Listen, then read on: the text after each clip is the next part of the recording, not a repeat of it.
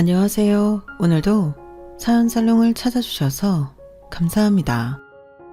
얼마 전 새로운 인생의 출발을 위해 큰 결심을 하고 지금은 하나밖에 없는 제 소중한 아이와 열심히 살아가고 있는 워킹맘이에요. 저도 한때 가정을 꾸리고 살았지만 말로는 다 하지 못할 많은 일들로 지금은 혼자예요. 다 들으시고 제게 응원을 부탁드려요. 저는 꽤 늦은 나이에 보험 쪽 일을 시작하게 되었는데요. 일을 하게 된 건 역시 전 남편이 끊임없이 저를 무시하고 남들과 비교하며 깎아내리는 것을 견디다 못해 구하게 된 것이었죠. 하지만 결국 이 일로 인해 제 인생에 많은 변화가 생겼으니 전 남편에게 고맙다고 해야 할까요? 일찍 엄마를 여의고 아빠는 하나뿐인 제게 극진한 정성을 쏟았어요. 세상에 남은 유일한 혈육마저 잃을까 항상 노심초사하셨었죠. 그 마음을 모르는 것도 아니었는데 저는 오히려 더 왈가닥에 가까웠어요. 남들보다 에너지도 넘치고 무서운 것이 별로 없었던 어린 저는 결국 사고를 크게 치고 말았어요.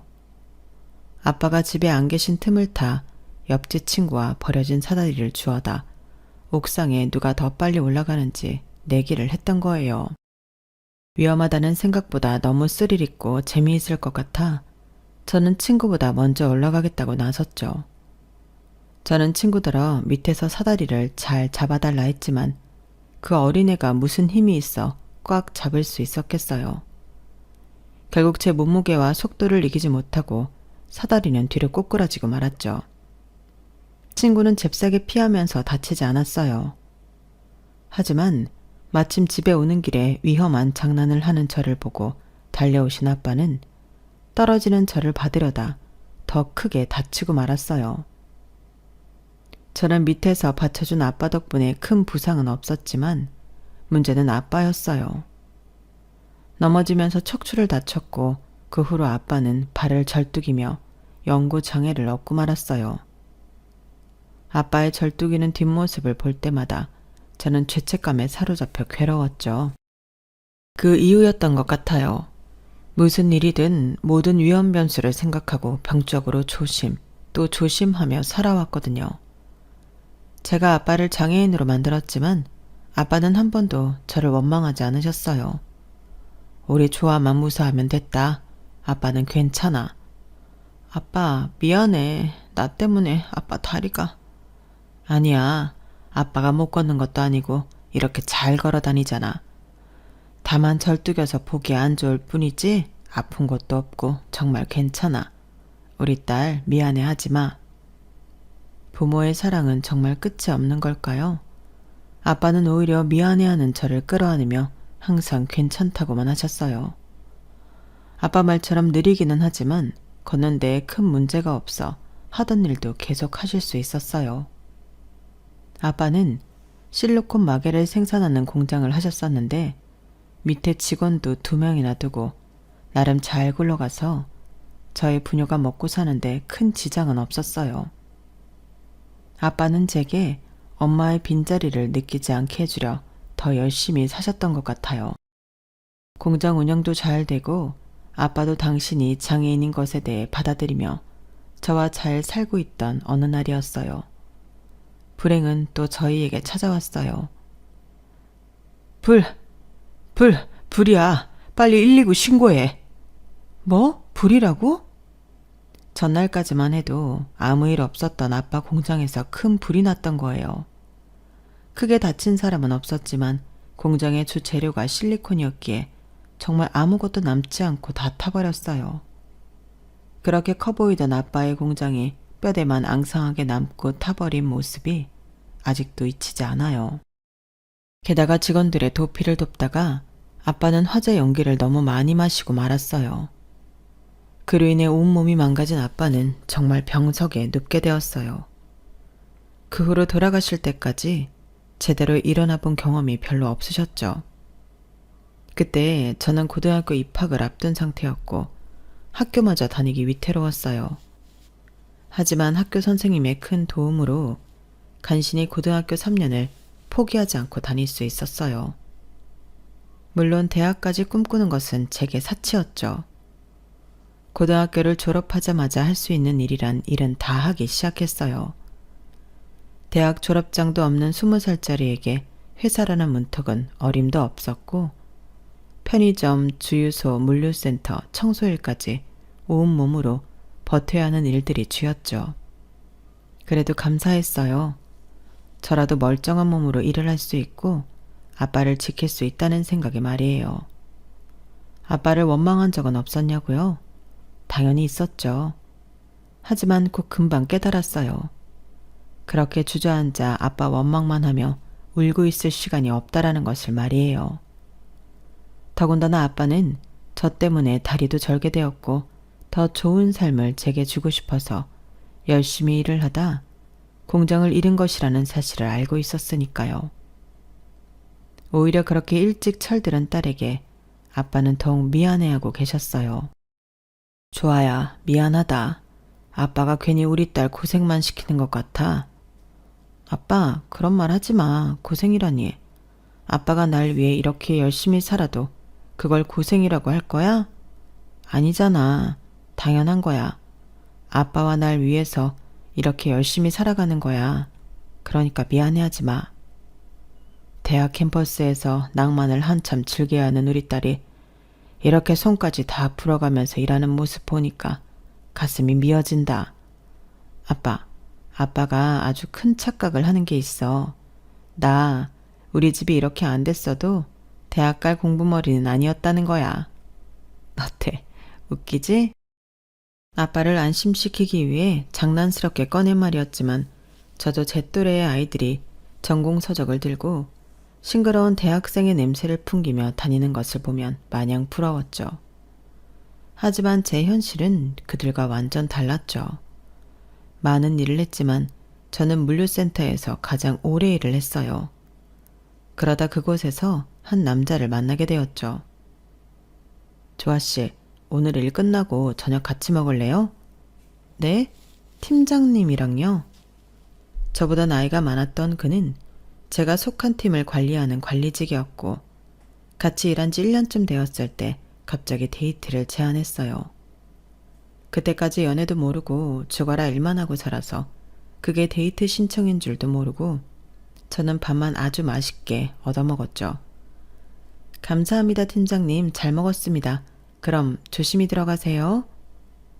조아씨, 이대로 가게요? 네? 밥 다 먹었으니 집에 가봐야죠. 아닌가요? 눈치가 참 없는 아가씨네. 진짜 나랑 저녁만 딱 먹으려고 나온 거예요? 남자는 제게 고백했고 저는 그게 연애인 건지 사랑의 감정인 건지도 모르게 그와 함께하게 되었어요.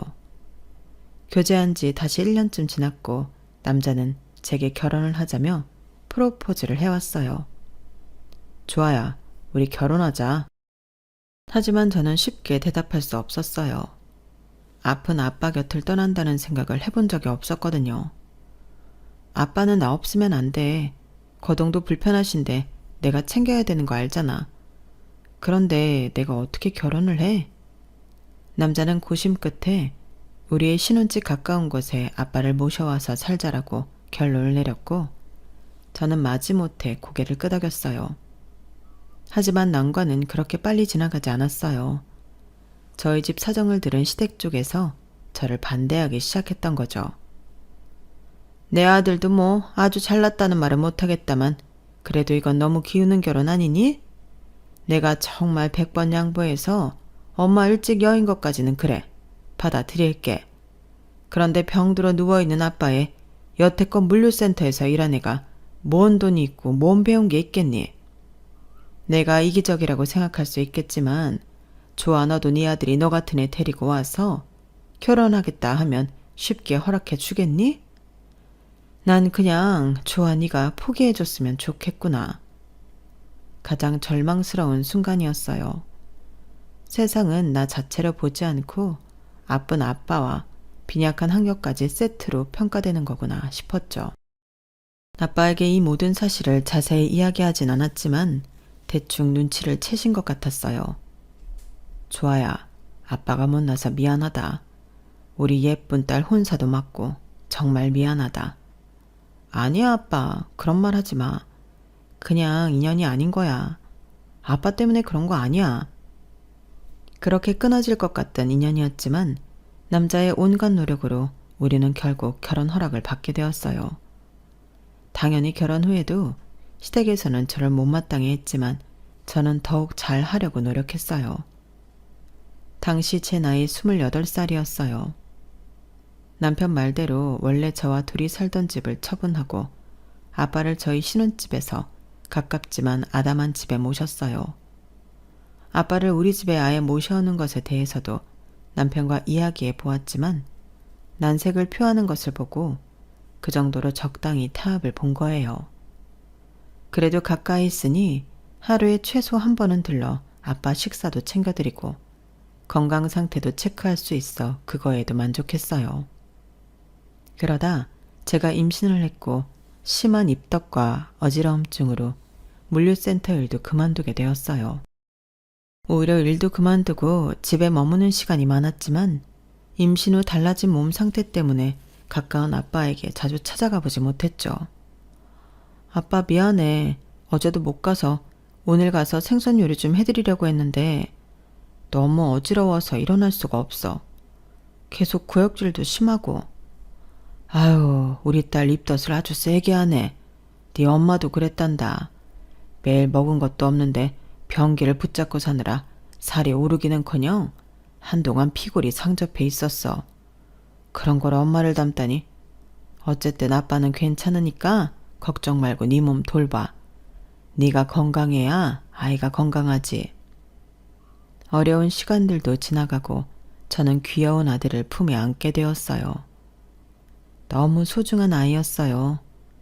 저는 나름 아빠를 잘 안다고 생각했는데 막상 제 자식이 나오고 나니 그 막중한 책임감이 어느 정도인지 새삼 깨닫게 되었어요.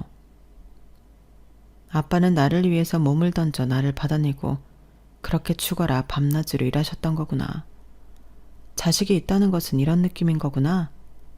저는 임신한 동안 본의 아니게 소홀했던 아빠에게 더욱 잘해드리려 노력하며 열심히 육아도 했어요.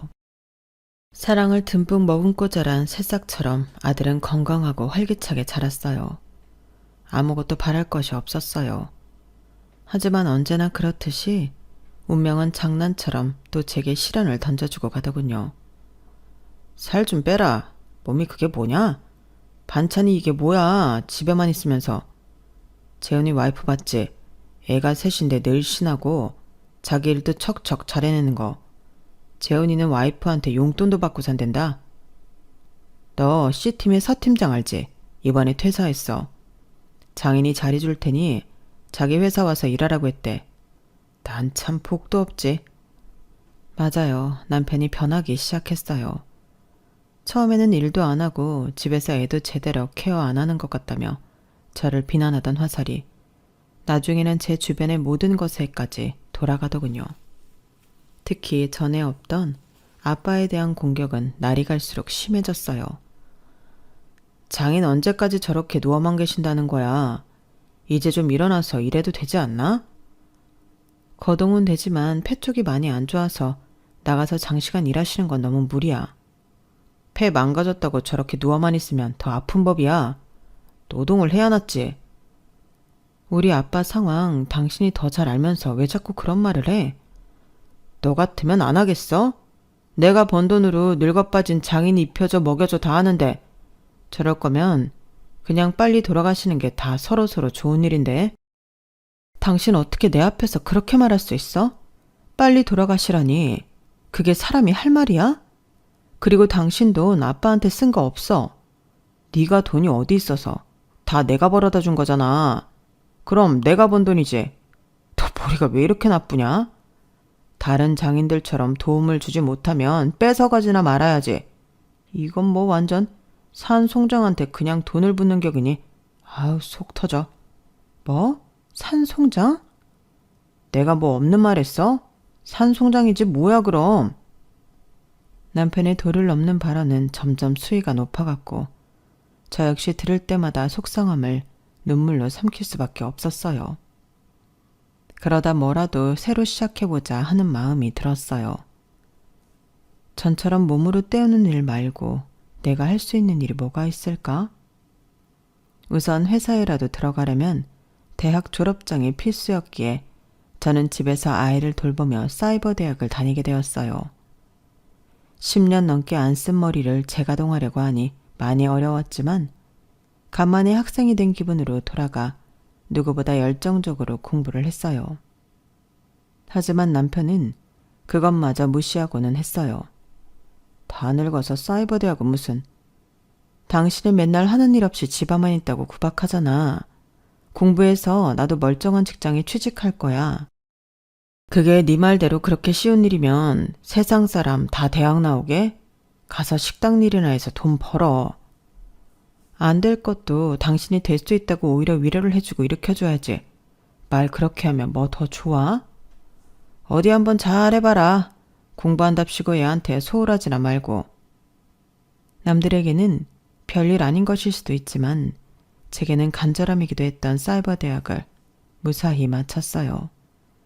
미흡하게나마 저희 학력에도 이제 대학이라는 이름을 적을 수 있게 되었던 거죠.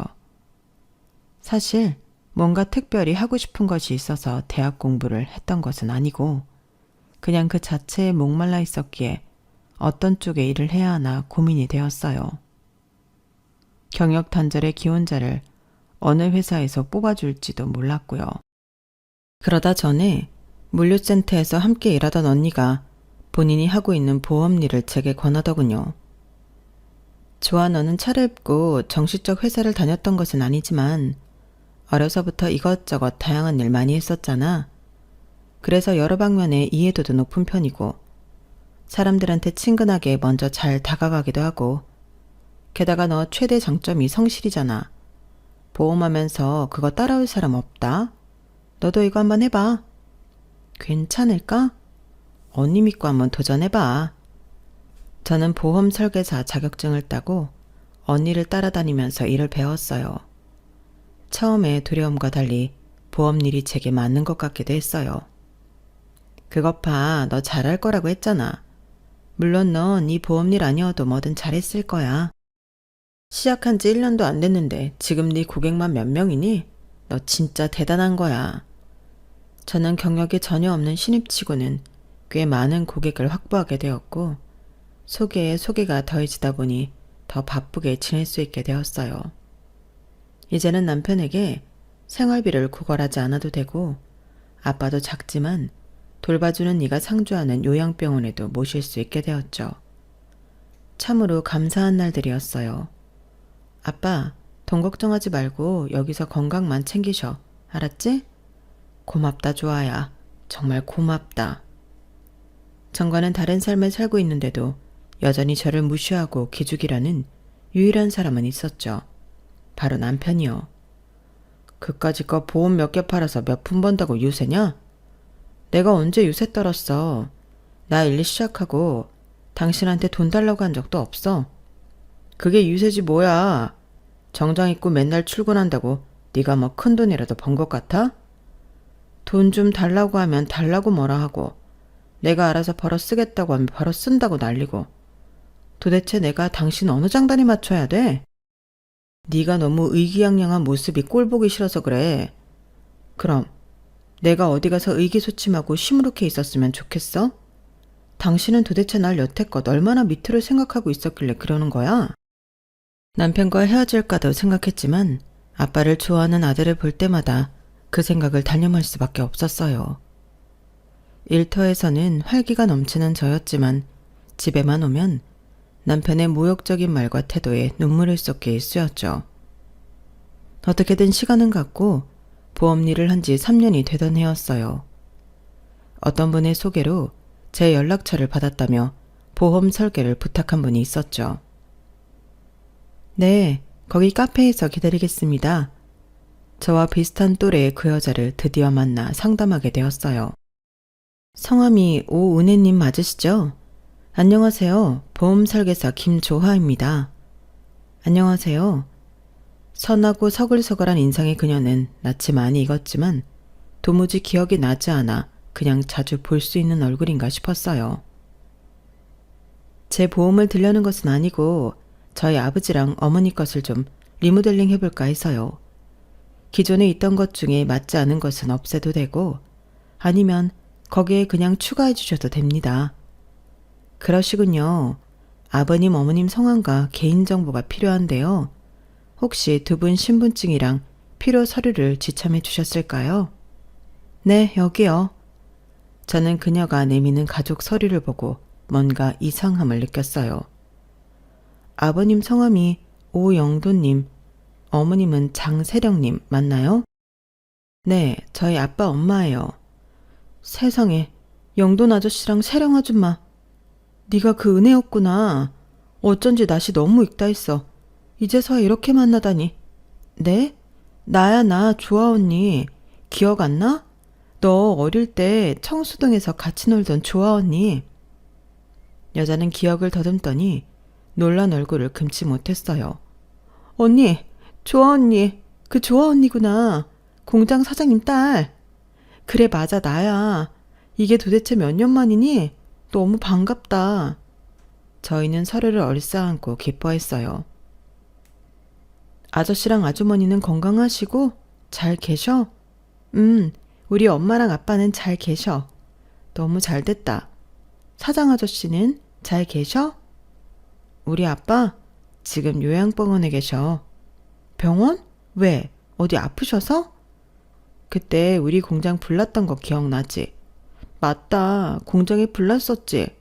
어린 나이에도 그 시뻘건 불이 어찌나 무서웠던지. 어떻게 살았던 거야 언니? 그때 아빠 공장 화재로 뭐 다 망했지. 게다가 아빠가 그 사건 이후로 건강이 많이 안 좋아져서 계속 일을 못 하셨어. 그럼 언니가 계속 가장 역할 했던 거야? 고등학교도 겨우 졸업했는데 뭐. 졸업하고 계속 일만 죽어라 했지. 몇 년 전에 사이버 대학으로 공부하고 일을 시작한 거야. 생각보다 나한테 잘 맞네. 그랬구나. 언니 너무 힘들었겠다. 고생 많았네. 힘들지 않았다면 거짓말이었겠지만 덕분에 정말 성실하고 열심히 살았지. 내 인생의 동기부여가 된 거지 뭐. 은혜와 저는 보험은 둘째치고 시간 가는 줄 모르고 이야기를 나눴어요. 난 결혼해서 초등학교 다니는 아들 하나 있어. 정말? 너무 좋겠다. 난 아직 결혼 못했어. 혼자야. 아직? 아저씨랑 아주머니가 속상하시겠는데 하나밖에 없는 귀한 딸 시집도 안 간다고. 아 몰라. 엄마랑 아빠도 이제 포기한 것 같아. 뭐 눈에 차는 사람이 있어야 말이지. 그냥 나도 일만 하고 살아서 그런 거에 통 관심 없기도 했고. 은혜와 저의 인연은 30년 전으로 거슬러 올라가야 해요. 아빠 공장이 한창 잘 되던 어느 날, 한 젊은 부부가 저보다 어린 여자아이 손을 잡고 공장에 나타났어요. 알고 보니 어려운 사정이 있는 가족이었는데 잠을 잘 곳도 먹을 것도 잘 챙기지 못한 상태였어요. 아빠는 공장에서 제발 일하게 해달라며 부탁하는 영돈 아저씨와 세령 아줌마에게 일자리를 내주었고 공장은 작은 간이 거처까지 마련해 주었어요. 그 부부의 딸이 은혜였고 저희는 자매처럼 붙어 다니며 잘 놀았죠. 아빠는 사정이 너무 딱하다며 다른 직원들보다 은혜네 식구에게 더욱 각별히 대했고 아저씨와 아주머니도 아빠에게 은인이라며 더 열심히 일하셨어요. 서로 외동이었기에 저와 은혜 역시 떨어져 있는 시간보다 붙어 있을 때가 훨씬 더 많았죠.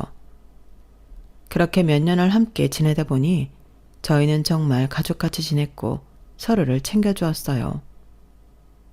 하지만 불행히도 공장에 불이 나면서 아저씨와 아줌마도 다른 곳으로 거처를 옮겨 일해야 했고 아빠도 몸이 나빠져 더 이상 전처럼 만날 수가 없었어요.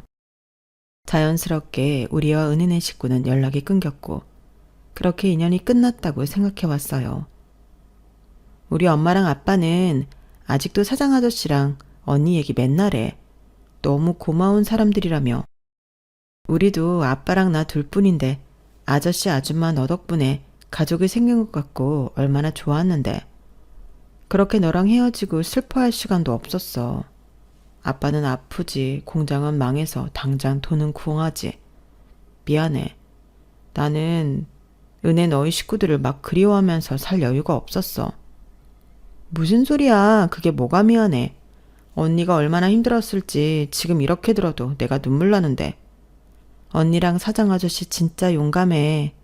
오히려 우리가 더 일찍 찾아가지 못해서 미안해. 은혜와 저는 울다가 웃다가 하며 지난 30년 넘게 못한 이야기를 이어갔어요. 우리 아빠가 돈 많이 벌면 사장 아저씨 다리 수술부터 해드릴 거라고 그렇게 입버릇처럼 말했었는데 그 약속도 못 지키고. 아니야, 마음만이라도 너무 감사하지. 아저씨랑 아줌마도 보고 싶다. 언니 만난 거 알면 엄마랑 아빠 너무 좋아서 기절할걸? 정말 그 정도로 엄청 그리워했었어. 고마워, 은혜야. 며칠 뒤 저는 영돈 아저씨와 세령 아줌마를 만나게 되었고 역시나 우리는 부둥켜 안고 한참을 울었어요. 아유, 우리 조아가 이렇게 크다니. 이제서야 만나다니. 세상에. 감사합니다. 감사합니다. 조아야, 잘 컸구나. 믿어지지 않아. 이렇게 널 다시 만나게 되다니. 아저씨 아줌마 잘 지내셨어요? 너랑 사장님 덕분에 청수동에서 잘 지냈지. 거의 굶어 죽을 뻔한 우리 세 식구를 사장님이 받아주시고 챙겨주셔서 정말 산 거야. 그 은혜를 우리가 어떻게 했겠니? 아빠도 가끔 아저씨랑 아줌마 이야기하셨어요. 그때 참 좋은 사람들 만났던 것 같다고. 아빠가 요양병원에 계시다고. 네, 원래 다리를 좀 절면서 다니셨잖아요. 그런데 공장에 불나고 연기 때문에 몸이 너무 안 좋아져서 거의 누워서 생활하실 수밖에 없었어요. 맞아. 그때 사장님이 직원들 먼저 내보낸다고 맨 마지막에 나오셨었지? 원래는 제가 결혼하면서 저희 집 가까운 곳으로 모셔오기는 했었는데 지금 제가 일하면서 간병인이 계속 상주하는 병원으로 모셨어요. 그게 저도 안심되더라고요. 그때도 참 착하더니 어쩜 이렇게 반듯하게 잘 컸니? 안 되겠다. 좋아, 너 지금 시간 좀 충분히 낼 수 있니? 사장님 뵈러 가고 싶구나. 아저씨와 아줌마는 저를 앞세워 당장 아빠를 보러 가자고 성화였어요. 저는 아저씨네 가족을 모시고 아빠가 계신 병원에 도착했어요. 아빠, 여기 아저씨랑 아줌마 알아보겠어? 영동이 자네 아닌가? 세상에, 이게 얼마만이야? 아유, 사장님, 늦게 찾아와서 죄송합니다. 정말 죄송합니다. 두 분은 말을 잇지 못하고 한참을 울기만 하셨어요. 그때 화재 사건 이후로 계속 이렇게 건강에 안 좋으셨다니 마음이 너무 안 좋습니다. 아픈 나보다 우리 조아가 고생이 많이 했지. 또 그런다. 고생 아니라니까. 아저씨와 아줌마 은혜는 아빠 손을 놓지 못하더군요. 은혜도 너무 잘 컸구나. 예전 동그랗던 얼굴이 아직 남아있네. 아저씨도 아직 멋있으세요. 고맙구나. 항상 근심으로 가득 차있던 아빠 얼굴에 정말 오랜만에 웃음이 찾아왔어요. 그 모습을 보고 있으니 저까지 행복해서 눈물이 다 나더군요. 그때 사장님 덕분에 저희가 새 인생을 살지 않았습니까? 덕분은 무슨, 자네랑 재수씨가 워낙 열심히 일해주고 했잖나. 나도 너무 고마웠지. 죽을 뻔했던 저희 세 식구한테 따뜻한 밥 주시고 잘 곳 마련해 주셨던 거 저는 하루도 잊어본 적 없습니다.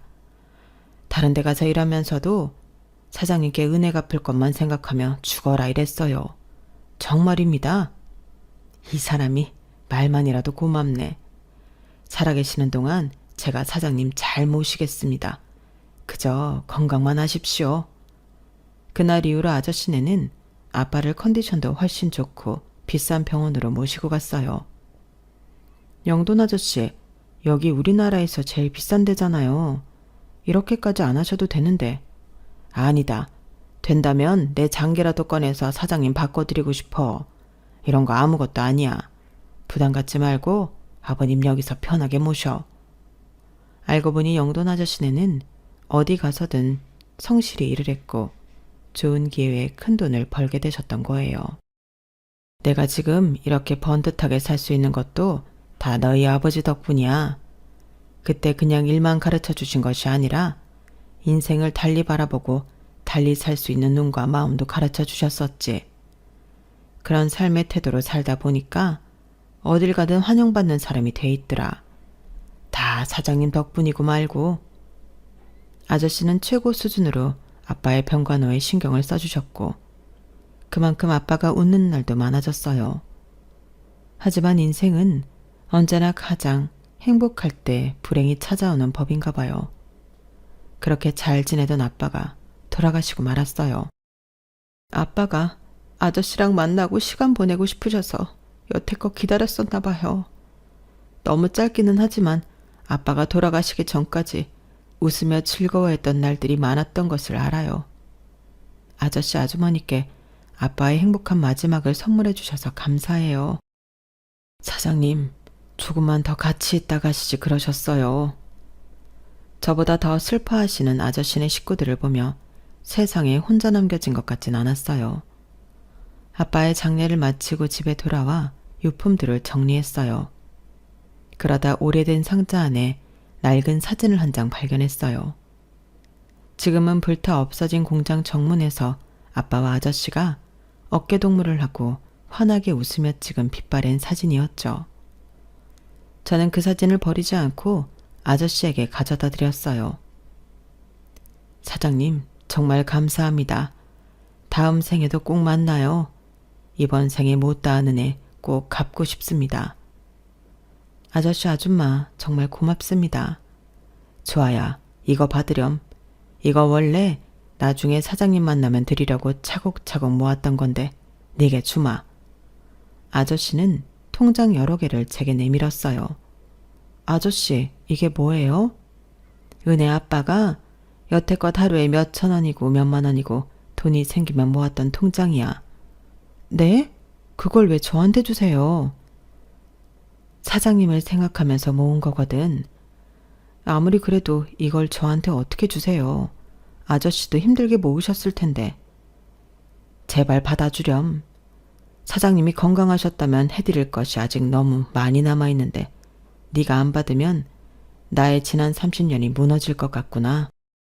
아저씨와 아줌마는 기어이 그 통장들을 제 손에 쥐어주셨고 저희는 또 한 번 울음을 터뜨리고 말았어요. 집에 돌아와 통장들을 열어보며 아저씨 생각을 하고 있는데 남편이 묻더군요. 뭔 통장이야? 대충 사정을 들은 남편이 코웃음치며 말하더군요. 심파극이 따로 없구먼. 장인 은혜를 생각하며 30년 넘게 이 돈을 모았다고? 그래봤자 뭐 몇 동전 모으듯이 했겠지. 뭐 얼마나 되겠어?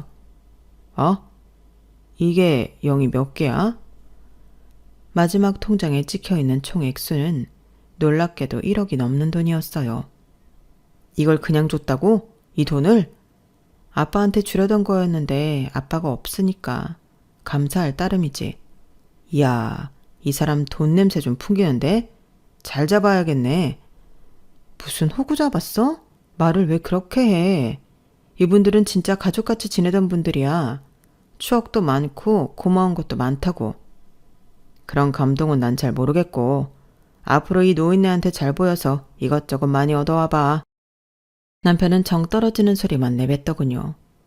우리 두 가족이 어떻게 서로를 생각하며 지냈는지 알 턱이 없는 남편은 계속 제게 주는 것을 다 받아오라며 재촉했어요. 그런데 그 이후로도 아저씨는 제게 새 집과 새 아파트를 장만해 주셨어요. 여기가 아이들 교육시키는 환경도 좋고 교통도 편리하대. 부담 갖지 말고 받으렴. 아저씨, 지난번에 통장 주신 것도 적은 돈이 아닌데 어떻게 집이랑 차를 받아요? 우리 은혜는 결혼도 안 했고 앞으로 할 생각도 없는 것 같고 좋아, 너도 다시 찾은 우리 딸이나 다름없지 않니? 네가 잘 살아야 사장님에게 갖지 못한 은혜를 조금이나마 보답하는 것 같아. 정말 괜찮으니 받아두렴. 아저씨네의 배려로 저희 세 식구는 새 차와 새 아파트를 받게 되었어요. 남편은 두 눈이 휘둥그레져 기쁨의 입꼬리를 실룩거렸어요. 좋아야, 뭐 필요한 거 있어? 먹고 싶은 건 내가 이따 사갈게. 힘든 거 다 나 시켜. 네가 하지 말고. 남편은 갑자기 제게 친절하고 저자세로 나오기 시작했어요. 이후야 어쨌든 남편의 사근사근해진 모습에 저는 다시 희망을 품기도 했었죠. 얼마 후 남편은 제게 본성을 드러냈어요. 좋아야, 나 부탁이 있는데. 뭐? 그 사람이 준 아파트 내 명의로 해주면 안 될까? 뭐? 명의를? 그건 왜? 아니, 이 집에서 내 거라고 할 만한 건 하나도 없잖아. 그거라도 내 이름으로 되어 있으면 너무 좋을 것 같아서. 명의만 나로 하고 우리 셋이 평생 행복하게 살자. 어? 저는 왠지 쎄한 느낌이 들었지만 도무지 뭔지 알 수 없었어요. 이 집에서 내 것도 하나 없어. 그런데 아저씨가 주신 집을 덜컥 당신 이름으로 해달라는 건 너무 억지 아니야? 잘 좀 생각해봐. 어려운 것도 아닌데, 어? 그냥 남편 기 좀 살려줘. 그런 거 있잖아. 나도 집 있는 남자다. 그런 거. 나 어깨 좀 펴고 다니게. 하지만 저는 잘 생각해보겠다며 남편 말대로 명의를 바꾸지 않고 시간을 끌었어요. 그러다 바로 그 사건이 벌어졌죠. 좋아야, 내가 오늘 중요한 서류를 집에 놓고 온 거 있지. 그것 좀 가져다 줄 수 있나? 안 되면 퀵으로라도 좀 보내줘. 나 오늘 쉬니까 내가 갖다 줄게. 전화하면 받으러 와. 어느 날 남편이 놓고 간 서류를 들고 회사에 찾아가게 되었고 마침 엘리베이터가 점검 중에 있어 비상 계단을 이용하게 되었어요. 남편 사무실이 있는 5층에 도착하기 전 누군가 전화 통화를 하는 소리가 들렸죠. 그렇다니까. 내가 지금 조합해 아주 녹이는 중이야. 조금만 더 우쭈쭈 해주고 떠받들어주면 넘어올 것 같아. 요즘 내가 잘해줬더니 지가 진짜 여왕이라도 된 줄 아는데 얼마나 웃긴 줄 알아? 그래도 어떡해. 좀 참으면 집이 하나 통째로 나한테 오는데. 더럽고 치사해도 참고 해야지. 그 아파트 내 걸로 하자마자 바로 이혼각이다. 아휴, 저런 여자랑 살붙이고 사는 것도 곤욕이긴 하다. 통화하는 사람은 분명 남편이었어요. 저는 큰 충격에 휩싸였어요. 남편은 아저씨가 주신 아파트를 차지하기 위해 그동안 제게 잘해주는 척을 했던 거였고 저는 그 모습에 새 출발이라는 일말의 희망을 걸었던 거예요. 온몸이 부들부들 떨리고 입술에서 피가 나도록 깨물어도 아프지 않았어요. 배신감에 휩싸여 눈물도 나오지 않았어요. 며칠 뒤 저녁 아들을 재우고 남편과 이야기 좀 하자며 불러냈어요. 자, 이거. 이게 뭐야? 웬 서류 봉투? 열어봐. 이거 혹시 내가 바라는 그건가? 희죽희죽 웃는 남편이 조심스럽게 봉투에서 서류를 꺼냈고 1분 뒤 얼굴이 일그러지더군요. 이게 뭐야? 고준아가 누구야? 이 아파트가 왜 이 사람 명의로 되어 있어? 팔았어, 그 아파트. 뭐? 그 고준아라는 사람한테 팔았다고. 그걸 왜 네 맘대로 팔아? 그럼? 그거 내 건데 내 맘대로 못 팔아? 너 미쳤어? 네 거라니. 그거 내 명의로 해주기로 했잖아. 내가? 그건 당신이 요구했던 거고 난 들어준다고 안 했는데? 알았어. 그럼 아파트 판 돈은? 나 줄 거지? 그걸 왜? 당신 꿈도 크다. 당신 공이 하나도 들어가지 않은 재산인데 그걸 왜 당신한테 줘야 돼? 뭐? 주아, 너 대체 갑자기 왜 그래? 우리 부부잖아. 재산도 같이 공유하고 그래야지. 아, 그래? 그래서 이혼 이야기도 남이랑 공유한 건가? 그날 비상계단에서 다 들었어. 네 통화 소리. 집을 네 명의로 바꾸고 이혼하겠다고? 누구 맘대로? 뭐? 통화 소리? 안색이 하얗게 질린 남편은 변명거리를 찾느라 바빠 보이더군요. 아저씨가 주신 집은 너무 크잖아. 나랑 아이 둘 지내는데 50평이 웬 말이야. 아저씨께 부탁드려서 그거 팔고 둘이 지낼 만한 좋은 곳으로 새로 계약했어. 그 아파트 판 돈은 아저씨한테 돌려드린다니까 그냥 내 생활비 하라고 하시네? 뭐? 둘? 왜 둘이야? 왜긴 너랑 이혼하고 난 우리 아들이랑 둘이 살 거니까. 전에 그렇게 날 깔아뭉개지 못해 안달이더니 이제 나한테 뭐 빼갈 것이 생기니까 벌벌 기었던 거야? 끝까지 잘 좀 속이지 그랬어. 왜 중간에 들키고 그래? 좋아야, 내가 잘못했어. 그건 내 진심이 아니었어. 앞으로 3일 줄게. 조용히 당신 짐 싸서 나가고 합의 이혼하던지 끝까지 버티다 진흙탕 묻혀가며 소송하던지. 그런데 내 동생 은혜가 그렇게 유명한 변호사라지 뭐야? 난 소송에도 질 자신이 없는데 괜찮으면 붙어보든가. 잘 꺼져라 이 머저리 같은 놈아. 저는 그에게 크게 한 방 먹이고는 그 자리에서 일어났어요. 넋을 놓고 저를 쳐다보는 그에게 손가락 욕도 잊지 않고 해줬고요. 그렇게 저와 남편은 헤어졌고 지금은 아저씨가 새로 마련해 주신 좋은 거처에서 아들과 잘 지내는 중입니다. 다음 달에는 아저씨네 식구들과 유럽 여행도 함께 가기로 했어요. 이게 모두 우리 아빠가 베풀었던 은혜인데 이렇게 제가 누려도 되는 걸까요? 오늘따라 아빠가 너무 그립고 보고 싶은 날이네요. 제 사연은 여기까지입니다. 좋은 마음에 좋은 인연들을 곁에 두시길 바라며 항상 행복하세요. 여러분, 사연 댓글에 응원과 현명한 조언 부탁드려요. 좋아요와 구독은 저에게 큰 힘이 됩니다. 오늘도 좋은 일 가득하세요.